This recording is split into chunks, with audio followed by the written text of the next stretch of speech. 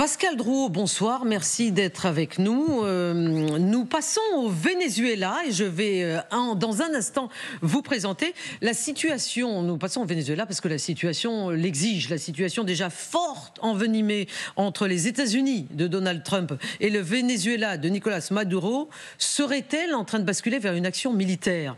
Depuis début septembre, les États-Unis ont mené 10 frappes contre des navires. On voit une des frappes là parce que c'est d'ailleurs Pete Hegseth, le secrétaire d'État à la défense américaine, qui les poste dès qu'elles ont lieu, contre des navires qui transportent présumément de la drogue, bien sûr, de la drogue dans les Caraïbes. Et ces frappes ont tué une quarantaine de personnes depuis début septembre, dont des victimes vénézuéliennes. Mais hier, la tension est montée d'un cran avec le déploiement par Donald Trump du groupe aéronaval Ford. Ford, évidemment, c'est le plus grand porte-avions du monde. Il y a 5000 marins américains à bord de ce Ford. Il est en service depuis 2017. Et pour nous aider à comprendre ce qui se passe, nous avons décidé d'inviter Pascal Drouot. Vous êtes spécialiste donc de l'Amérique centrale et du Sud. Vous avez écrit un livre sur les FARC, Confession d'un guérillero, chez Choiseul éditeur, c'était il y a quelques années. Vous publiez régulièrement des articles dans de nombreuses revues, dont notamment Défense nationale, et vous présidez l'association France-Amérique latine. Donc, que se passe-t-il réellement? Que se passe-t-il entre les États-Unis et le Venezuela? Pourquoi un tel déploiement de force qui s'ajoute quand même aux 8 navires de guerre, aux sous-marins nucléaires et aux avions F-35 qui sont déjà présents dans la région? Absolument, vous avez parfaitement raison. En fait, les États-Unis sont en conflit armé contre les narcotrafiquants latino-américains. Les mots sont importants, vous le savez, conflit armé, ça ne veut pas dire guerre. Parce qu'aux États-Unis, seul le Congrès peut déclarer la guerre. Donc il y a un conflit armé qui mobilise des forces importantes dans la région des Caraïbes. Une armada, comme vous l'avez souligné, qui est complète, 10 navires, une centaine d'avions, hélicoptères, le porte-avions Ford qui arrive, qui va traverser l'Atlantique. Ceci étant, la situation dépasse largement le Venezuela. Aujourd'hui, les États-Unis, Donald Trump a décidé de s'attaquer frontalement au cartel de la drogue du continent latino-américain qui va du Mexique à l'Argentine. Les cartels de la drogue, ce sont ceux du Mexique, donc Sinaloa, Jalisco, Cela, Maras, Salvatrucha 13 au Salvador, c'est le clan del Golfo en Colombie, c'est évidemment le cartel des soleils au Venezuela. Alors Pascal Drouot, attendez, parce qu'on a aussi une image, enfin tout ça est assez déconcertant, puisque en plus de toute cette armada, il y a le fameux B1, l'appareil américain qui est capable de porter le plus de bombes au monde. On voit là sur l'application Flight Radar, vous savez, cette application extraordinairement intéressante, on l'utilise pratiquement tous, ne serait-ce que par plaisir pour voir où sont les avions dans le ciel et qui volent vers où. On voit que cet avion B1 avait volé jusque pratiquement les abords de cette mer Caraïbe pour s'ajouter à cette armada et il a brutalement fait demi-tour. Il a fait demi-tour. Donc pourquoi ? Ce sont des messages politiques qui sont envoyés. Il y a des frappes contre les go-fast, une dizaine d'embarcations. Donc il y a des frappes. Il y a des frappes, évidemment. On envoie l'avion B1 et puis ensuite on lui fait faire demi-tour, donc c'est pour faire peur. Sans doute, ce sont des messages politiques très forts.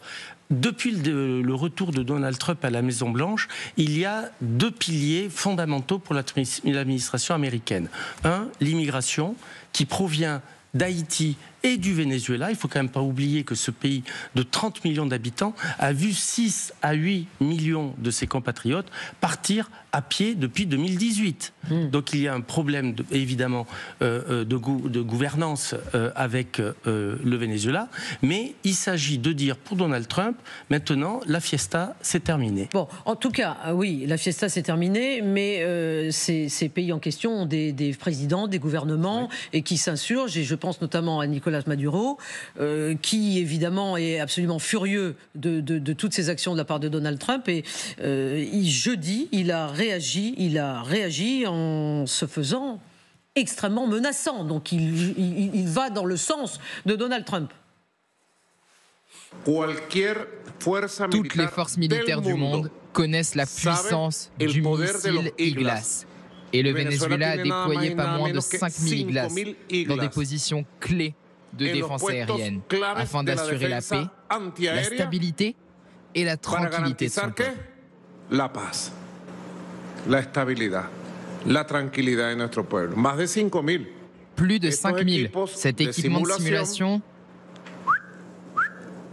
nous permet de viser clairement, par milliers, dans chaque montagne, chaque village, chaque ville que vous pouvez imaginer sur le territoire vénézuélien, du nord au sud, d'est en ouest, qui doit être une patrie imprenable, que personne ne se frotte au Venezuela, car nous ne nous frottons à personne. Bon, évidemment, il est applaudi. Donc là, c'est une posture belliqueuse, une posture de la part de Maduro. Martial, oui. Mais expliquez-nous quand même le rôle. Ce même Maduro, jeudi, avait menacé que la classe ouvrière tout entière se soulève au Venezuela. Je ne sais pas si cette menace de grève insurrectionnelle générale est crédible. Non, mais la réalité, c'est que Nicolas Maduro sent que la pression américaine se rapproche. On a parlé tout à l'heure du pétrole, ne l'oublions pas dans l'équation quand ça concerne le Venezuela.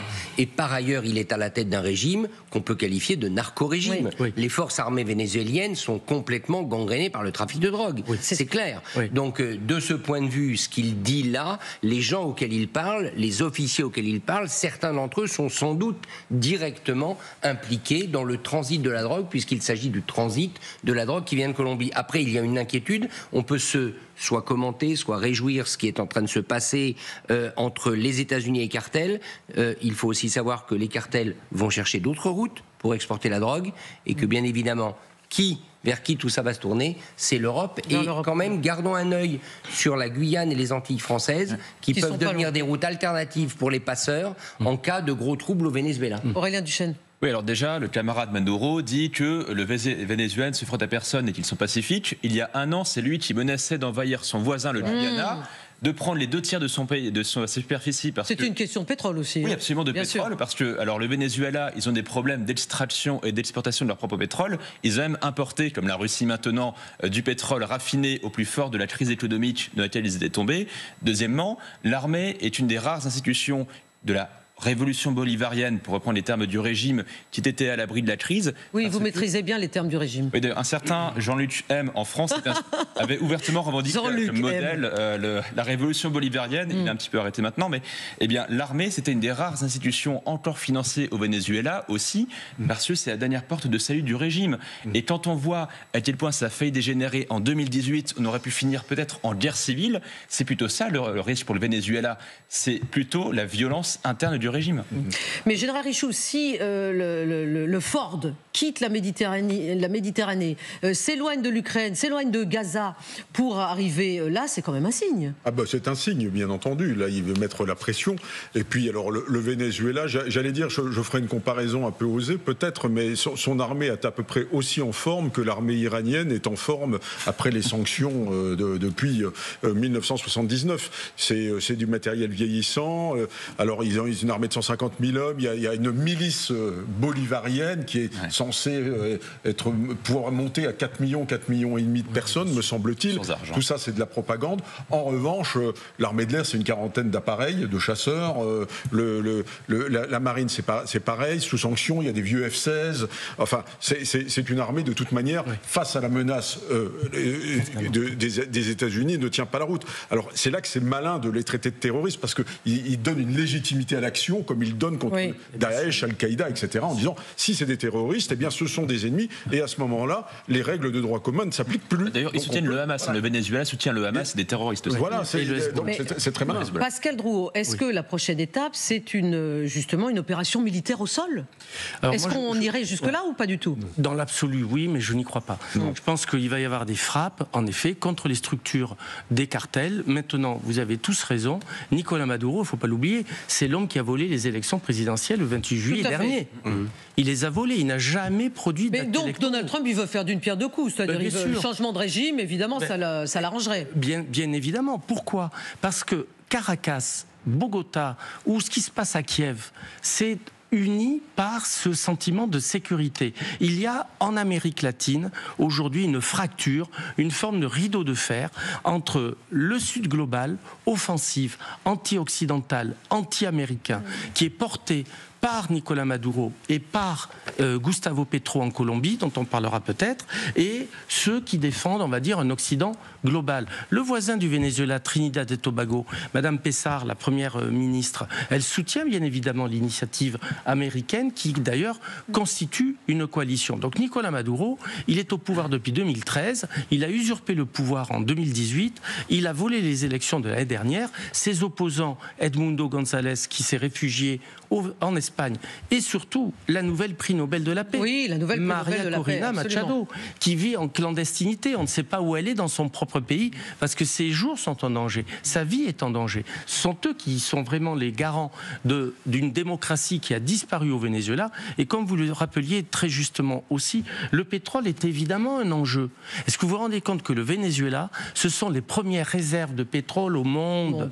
Devant l'Arabie Saoudite, ce devrait être le Dubaï de l'Amérique latine. Bon, mais Pascal Roux, il n'y a pas que le Venezuela, il se trouve que Donald Trump s'en prend également maintenant au président bolivien. Colombien. Oh là là, mon Dieu. Colombien, je dis bien colombien. Et normal. Voici en quels termes Donald Trump a parlé du président Petro. Gustavo Petro est un truand, une mauvaise personne, et il a beaucoup nui à son pays. Ils s'en sortent très mal en Colombie, ils produisent de la cocaïne, ils ont des usines de cocaïne. Ils cultivent toutes sortes de produits, de mauvaises drogues qui arrivent aux États-Unis, transitant généralement par le Mexique. Gustavo Petro ferait mieux de faire attention, sinon nous prendrons des mesures très sévères contre lui et son pays. Mais enfin, Gustavo Petro, c'était un allié historique, la Colombie était un allié historique des États-Unis. Oui, mais alors vous avez dit que Donald Trump allait faire d'une pierre deux coups, donc en éliminant les cartels de la drogue, en même temps favorisant... En espérant, oui. En favorisant peut-être une transition à l'intérieur du Venezuela parce que la population en a assez de Maduro, puis qu'effectivement, il y a une alternative qui est cette opposante qui a eu le prix Nobel.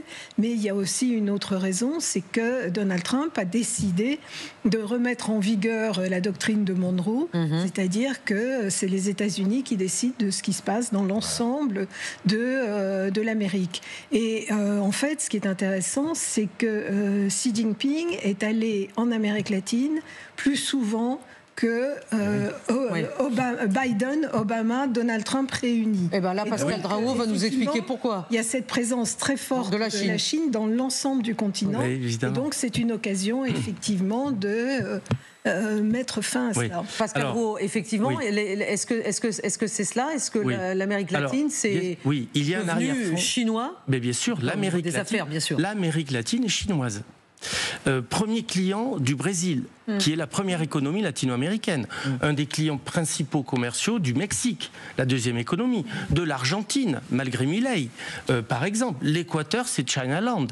La Colombie, le métro de Bogota, dernier grand métro d'une ville de plus de 10 millions d'habitants dans le monde, hors Chine, c'est réalisé par la Chine. La Chine est devenue le partenaire économique, en effet. Et donc les États-Unis se réveillent.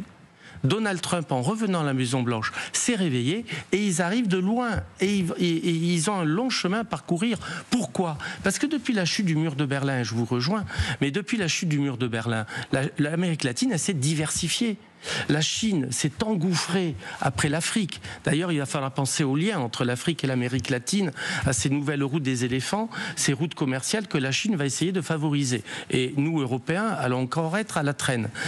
Mais la Chine est devenue donc ce partenaire essentiel en Amérique latine, comme d'autres partenaires. Je pense notamment à la Turquie, je pense à certains pays du Moyen-Orient, les Émirats arabes unis, le Qatar et évidemment au Venezuela, le partenaire de Maduro, c'est l'Iran. Le Hezbollah est établi. Vous avez parlé du Hamas et vous avez raison, mais le Hezbollah est établi au Venezuela.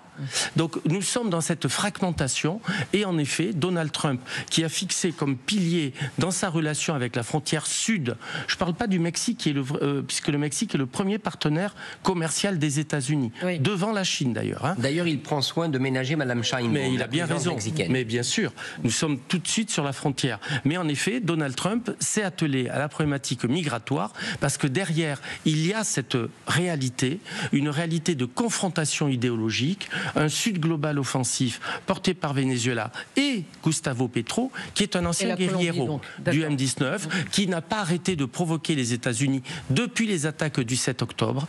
Il a encore provoqué les États-Unis le mois dernier en marge de l'Assemblée générale. Et évidemment, Trump, il réagit. Ouais. Merci Pascal Drou, merci d'avoir été avec nous ce soir pour vos explications limpides. Affaire à suivre.